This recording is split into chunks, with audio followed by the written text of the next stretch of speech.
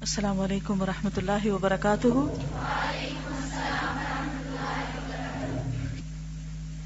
نحمده ونصلی علی رسولہ الکریم، اما بعد فاعوذ باللہ من الشیطان الرجیم، بسم اللہ الرحمن الرحیم، رب اشرح لی صدری ویسر لی امری واحلل عقدۃ من لسانی یفقہوا قولی۔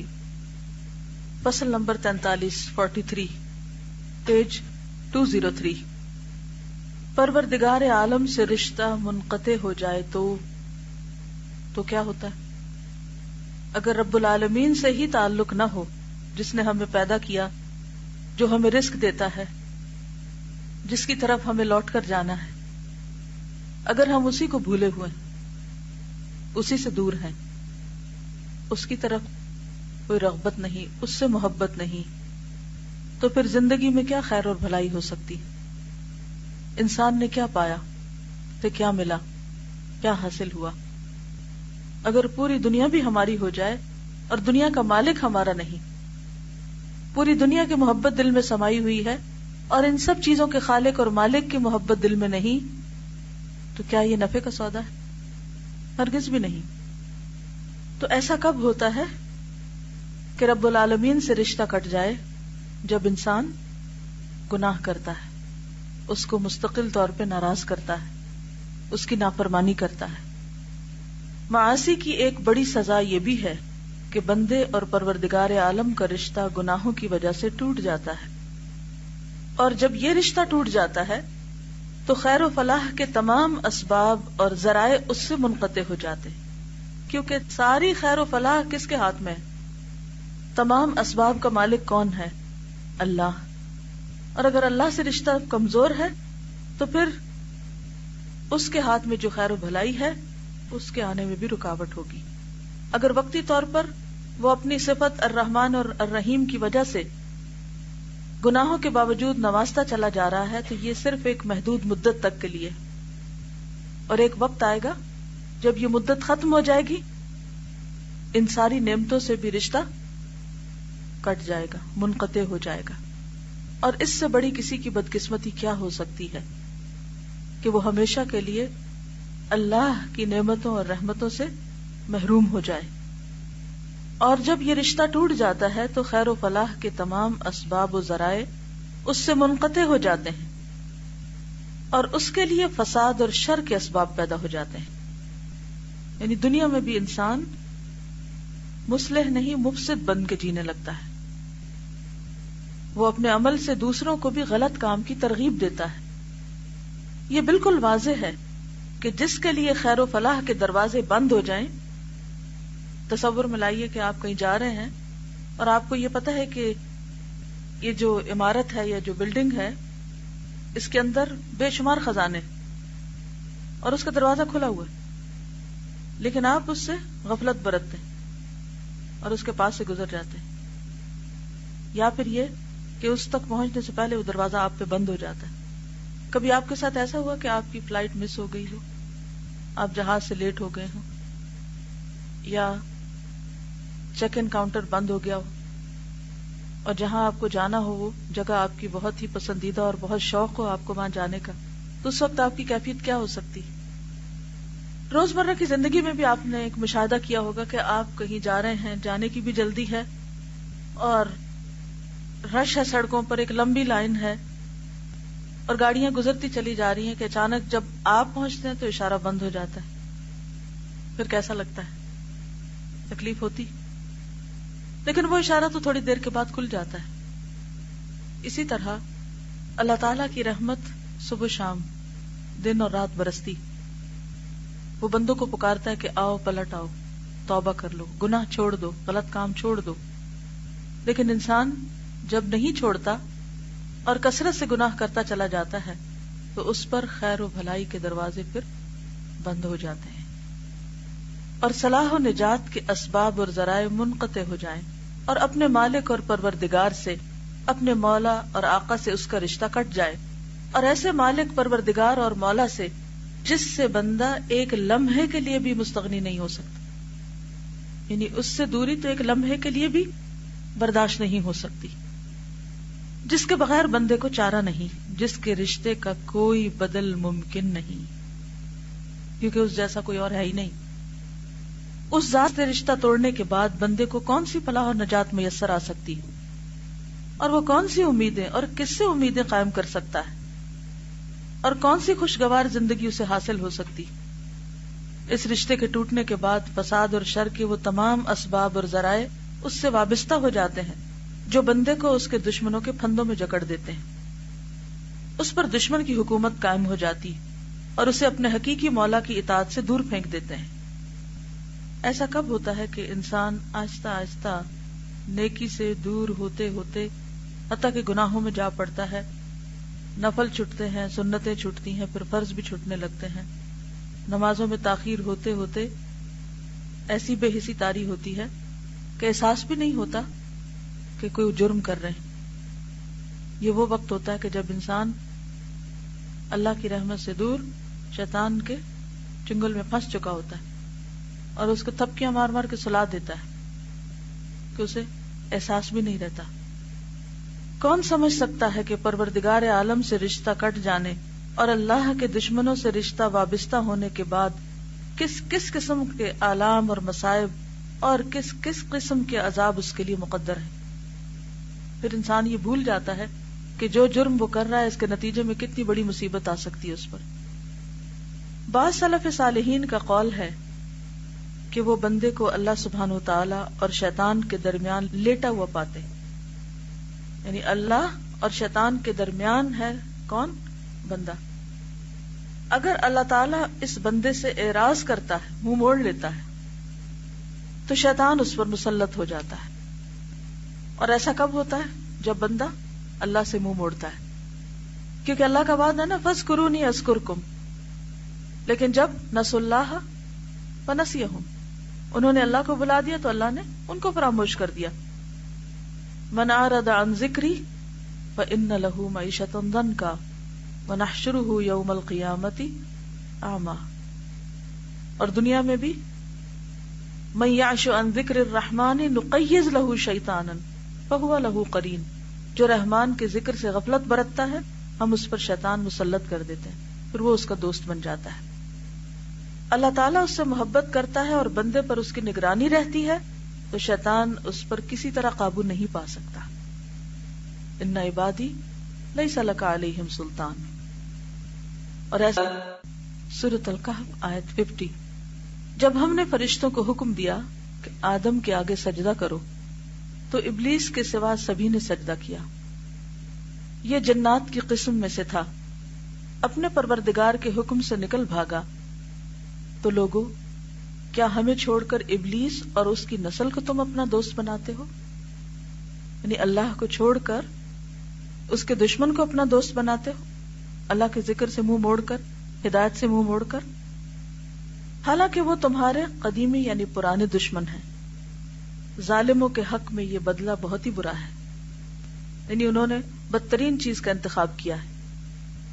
حق سبحانہ و تعالی اس آیت میں اپنے بندوں کو خطاب فرماتا ہے کہ تمہارے دادا آدم کو میں نے کرامت، عزت اور بزرگی بخشی، دوسروں کے مقابلے میں اس کی قدر و منزلت کو اونچا کیا۔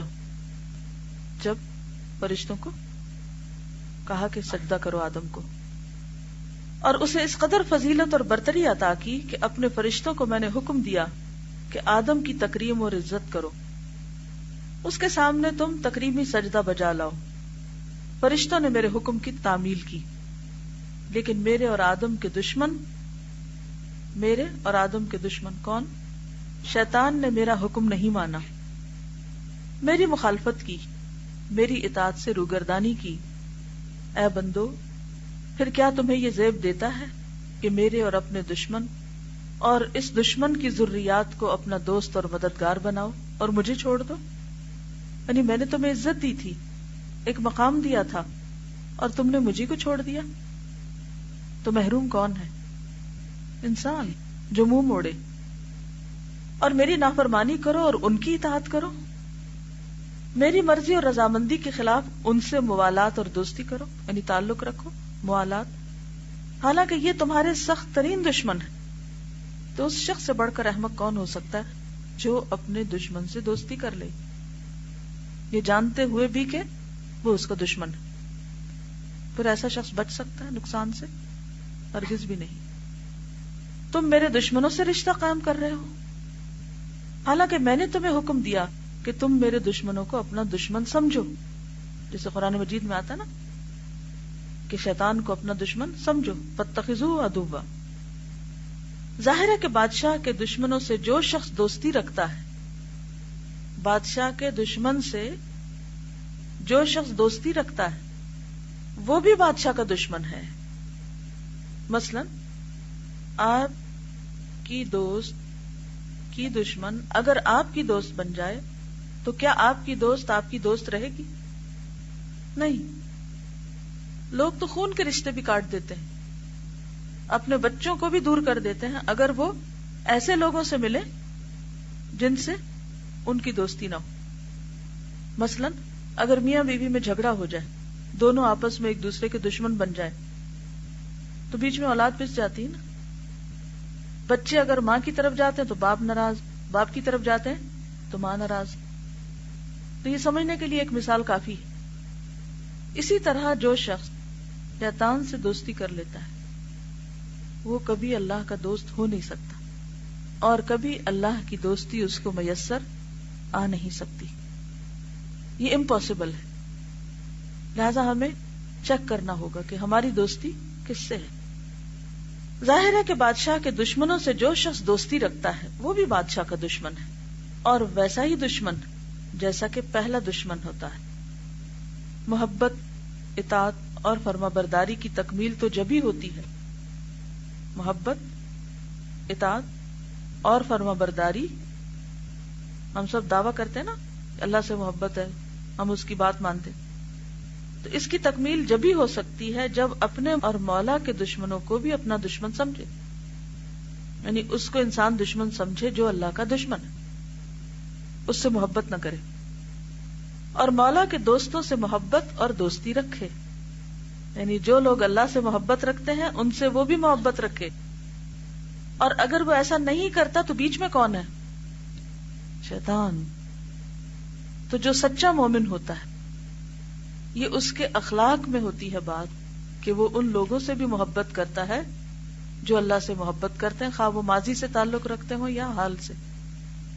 تو ہم سب کو اس بنا پر اپنی دوستیوں اور دشمنیوں کو بھی پرکھنا ہے کہ ہم کس سے محبت رکھتے ہیں اور کس سے دشمنی رکھتے ہیں.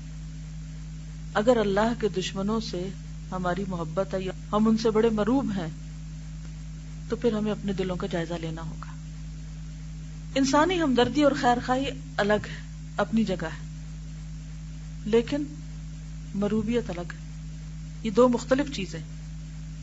کسی بھی انسان سے خواہ وہ کتنا ہی برا کیوں نہ ہو، اس سے خیر خواہی تو کی جا سکتی ہے کہ اس کو اس مصیبت کے چنگل سے نکالنے میں مدد دی جائے جسے وہ مبتلا ہے، لیکن اس سے دوستی نہیں ہو سکتی، اس سے مرعوبیت نہیں ہو سکتی، اس کو اپریشیٹ نہیں کیا جا سکتا. لیکن ہم عام طور پر ان دو چیزوں کا فرق نہیں سمجھتے. جب ہم دشمنی رکھتے ہیں تو خیر خواہی بھی چھوڑ دیتے ہیں. نبی صلی اللہ علیہ وسلم کی سنت کیا ہے کہ دین کے دشمنوں کے ساتھ خیر خواہی رکھی، ان سے متاثر اور مرعوب نہیں ہوئے، لیکن ان کی بھی خیر خواہی کی، ان کی ہدایت کے لیے بھی تڑپتے رہے. آج ہم چونکہ انتہا پسند ہو گئے، یا تو ایک ایکسٹریم کیا ہے، ایک گروہ کیا ہے کہ جو اللہ کے دشمنوں سے بھی دوستی رکھتا ہے، اور دوسرا کیا ہے کہ جو ان سے دشمنی رکھتا ہے لیکن ان کی خیر خواہی نہیں رکھتا. تو جب تک کسی کی خیر خواہی دل میں نہ ہو اس کی ہدایت کے لیے نہ دعا کی جا سکتی اور نہ ہی کوشش. یہی وجہ ہے کہ آج مسلمان بہت سی قوموں کے دشمن تو بنے ہوئے ہیں، ان کی خیر خواہ نہیں ہے، اور انہیں اپنی دنیا کی خاطر ان کو وہ پیغام نہیں پہنچا رہے جو اللہ نے ان کے ذمہ ڈالا ہے. کیونکہ دین کا پیغام پہنچایا جا ہی نہیں سکتا، کسی کی اصلاح کی جا ہی نہیں سکتی جب تک اس کے لیے دل میں درد اور تڑپ نہ ہو. کیونکہ ہر تر جگر رکھنے والے کے لیے ہمارا رویہ کیا ہونا چاہیے؟ خیر خواہی کا، خواہ وہ کوئی جانور ہو خواہ وہ کوئی. اسی لیے جانوروں کو بھی چاہے وہ موذی کیوں نہ ہو انہیں جلانے سے منع کیا گیا، انہیں اذیتیں دینے سے منع کیا گیا. چاہے کسی جانور کو ذبح کرنا ہو یا کسی کو مارنا ہو، اذیت دینے کا حق نہیں ہے. اسی طرح انسان اور دیگر مخلوق. یہ بھی اس وقت ہے کہ بادشاہ کا دشمن تمہارا دشمن نہ ہو، لیکن وہ حقیقی معنوں میں تمہارا بھی سخت ترین دشمن ہے. تمہارے اور اس کے درمیان بکری اور بھیڑیے کی عداوت اور دشمنی سے زیادہ عداوت ہے، تو پھر تم اسی سے دوستی کا رشتہ کیسے قائم کر سکتے ہو؟ عقل مند آدمی کے لیے کس طرح یہ سزاوار ہے، یعنی جائز ہے کہ وہ اپنے اور اپنے مولا کے دشمنوں سے دوستی کا رشتہ جوڑے، خصوصاً جب کہ وہ ایسا مولا اور ایسا مددگار ہے کہ حقیقی معنی میں اس کے سوا کوئی مولا اور مددگار ہے ہی نہیں. خدا قدوس نے اس دشمن سے موالات اور دوستی رکھنے کو نہایت ہی برا بتلایا ہے اور صاف صاف فرما دیا ہے وَهُمْ لَكُمْ عَدُوٌّ، یہ تمہارے سخت ترین دشمن ہے. اور پھر اس موالات یعنی تعلق کو ویسا ہی برا قرار دیا ہے جیسا کہ اس دشمن کو برا قرار دیا ہے.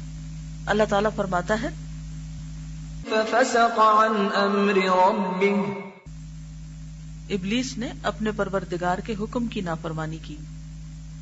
ان دو بیانات سے یہ بات واضح ہو گئی کہ شیطان پروردگار عالم کا دشمن ہے اور ہمارا بھی دشمن. ان میں سے ہر دشمنی کا تقاضا یہ ہے کہ اس سے سخت ترین عداوت اور دشمنی رکھی جائے. بس بتلائیے کہ شیطان سے یہ موالات اور دوستی کیسی، اور یہ کہاں کی عقل مندی ہے کہ خیر و فلاح کو شر اور برائی کے عوض فروخت کر دیا جائے. یقین کیجئے کہ یہ ظلم بہت بڑا ظلم ہے اور ظلم کرنے والوں کا بدلہ بہت ہی سخت اور برا ہے.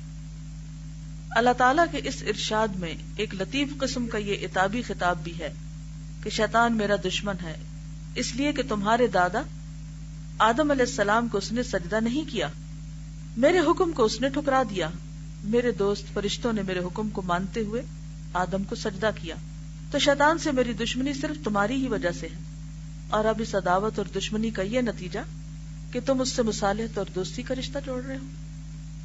اچھا آپ دیکھیں کہ ہم میں سے کوئی یہ تو نہیں کہتا کہ ہم شیطان کی عبادت کرتے ہیں، اطاعت کرتے ہیں یا دوستی رکھتے ہیں، لیکن کیسے پتا چلے گا کہ ہم اس سے دوستی رکھتے ہیں یا نہیں رکھتے، یا اس سے ہمارا کوئی تعلق ہے یا نہیں؟ کوئی کرائیٹیریا ہے، کوئی میزان ہے؟ جی ہاں، جب اللہ کی نافرمانی کرتے ہیں تو اس کا مطلب یہ ہے کہ ہم شیطان کی فرما برداری کر رہے ہیں، کہ دو میں سے ایک کی فرما برداری ہو سکتی، دونوں کی اکٹھی نہیں. جی اور ہمارے عمل سے ہاں اپنے آپ کو چیک کریں کہ جیسے نماز کا وقت آتا ہے تو پھر ہماری حالت کیا ہوتی ہے. اسی طرح کوئی بھی نیکی کے کام کا وقت آتا ہے، کسی بھی نیکی کے کام کا جب وقت آتا ہے تو ہماری کیفیت کیا ہوتی ہے، خواہ نماز پڑھنا ہو یا صدقہ خیرات کرنا ہو. کیونکہ منافقین کی صفت کیا بتائی گئی کہ نماز پڑھتے وقت سستی کرتے ہیں، بار بار انہیں اٹھانا پڑتا ہے، جگانا پڑتا ہے، کہنا پڑتا ہے، تاخیر کر کے آتے ہیں. کوئی آپ میں سے تو کوئی ایسا نہیں کرتا، فجر کی نماز کے لیے وقت پہ اٹھ جاتے ہیں، ایک سے دوسری دفعہ تو نہیں کسی کو جگانا پڑتا، خود الارم لگاتے ہیں. یہ کرائیٹیریا ہے، یہ یاد رکھیے. اور جب اللہ کے راستے میں خرچ کرتے ہیں تو منافقین کیا کرتے ہیں؟ وَلَا يُنْفِقُونَ إِلَّا وَهُمْ كَارِهُونَ، بڑی کراہت سے، مجبوری سے اور بہت بیزاری کے ساتھ خرچ کرتے ہیں کہ ہمیں کیوں خرچ کرنا پڑ رہا ہے، ہمیں کیوں دینا پڑ رہا ہے. ان کا دل گھٹتا ہے نیکی کے کاموں میں خرچ کرتے ہوئے. اور جی ہاں، یہ بھی دیکھیے کہ ہمارا دلی تعلق کن لوگوں کے ساتھ، ہماری محبتیں کن لوگوں کے ساتھ، اللہ کے فرما برداروں کے ساتھ یا اللہ کے نافرمانوں کے ساتھ. یہ بھی ایک معیار ہے. اور کیا معیار ہے؟ گڈ. یعنی بعض اوقات تو ہم اس کے ہاتھوں میں اس طرح کھیل رہے ہوتے ہیں کہ ہمیں یاد ہی نہیں رہتا کہ یہ شیطان ہمارے اندر داخل ہو چکا ہے. مثلا دو لوگ آپس میں بات چیت کر رہے تھے اچھے بھلے کہ بات کرتے کرتے ان کے درمیان جھگڑا شروع ہو گیا، غصہ آ گیا اور وہ کھولنے لگے. تو اب کیا ہوا؟ شیطان داخل ہو گیا اور انہیں پتہ ہی نہیں چلا.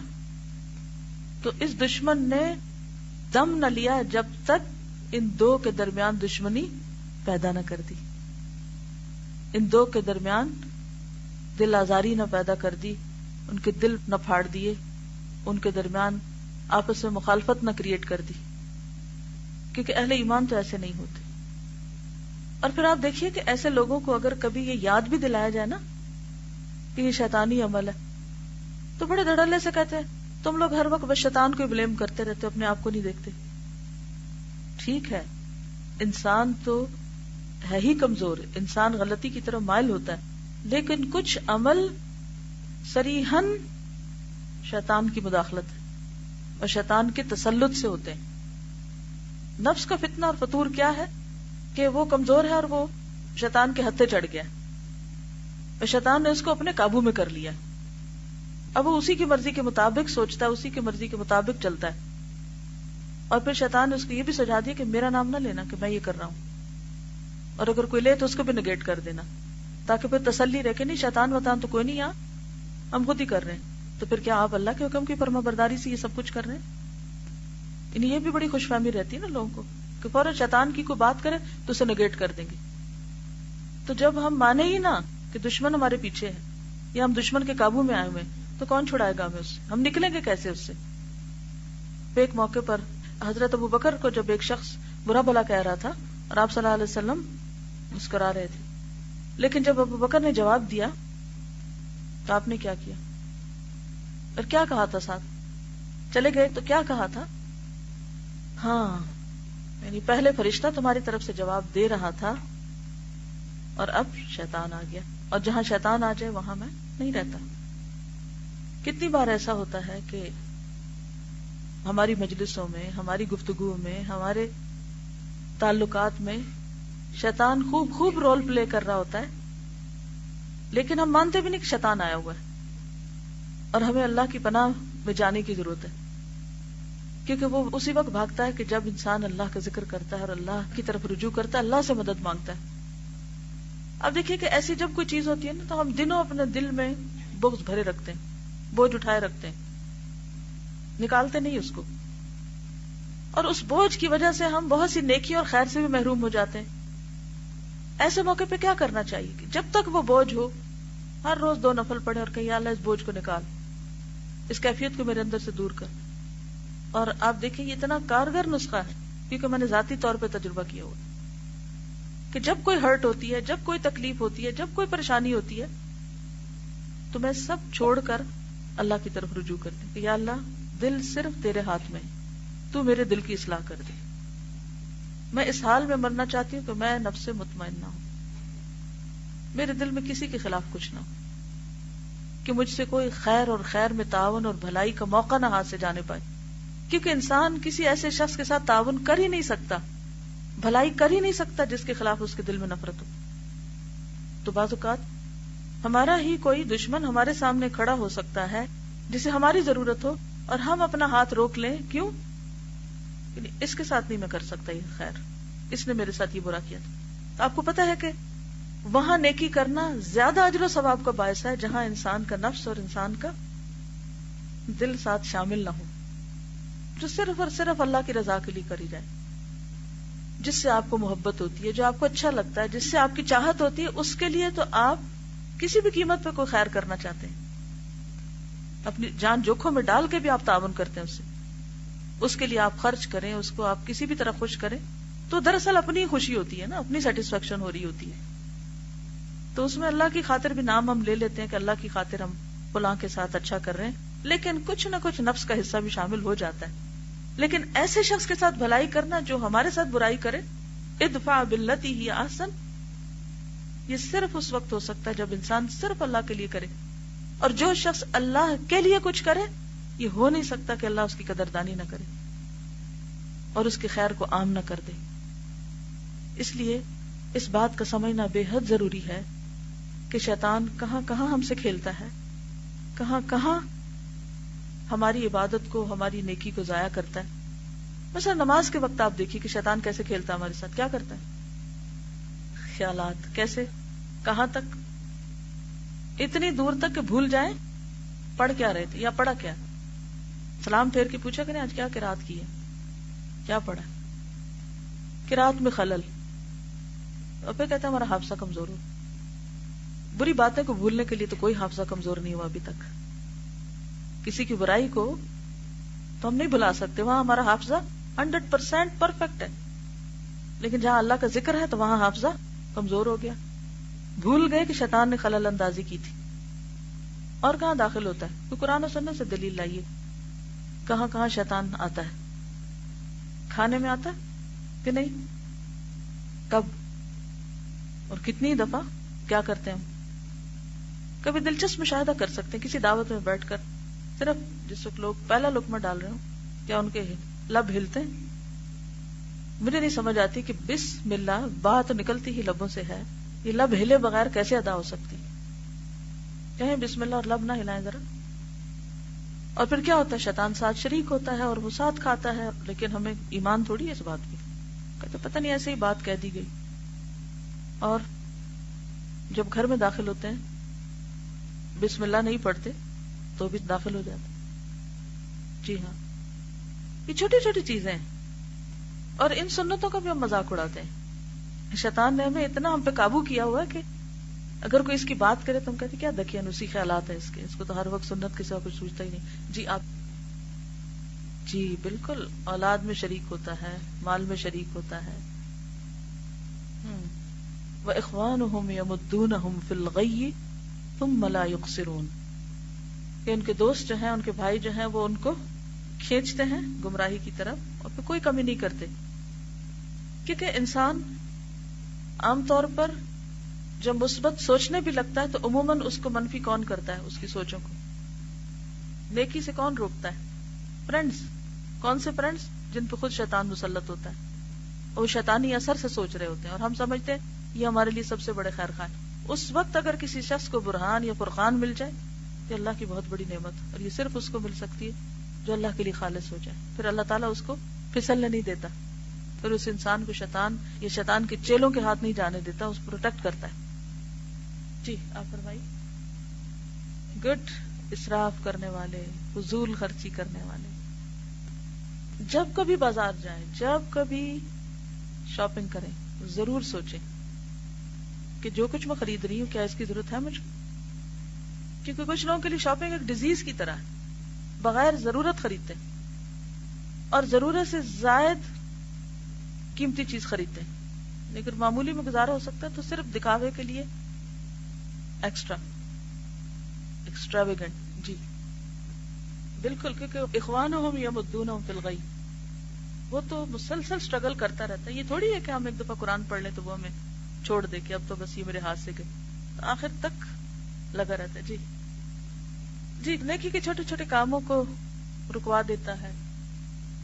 دیکھیے، شیطان سے بچنے کے لیے کوئی پناہ چاہیے، اور وہ کیا ہے؟ اللہ کی ذات، اللہ کا ذکر، اللہ کی طرف رجوع، اللہ سے مدد مانگنا، اللہ سے حفاظت طلب کرنا. اوکے، سبحانک اللہم و بحمدک، نشہد ان لا الہ الا انت، نستغفرک و نتوب الیک. السلام علیکم و رحمۃ اللہ وبرکاتہ.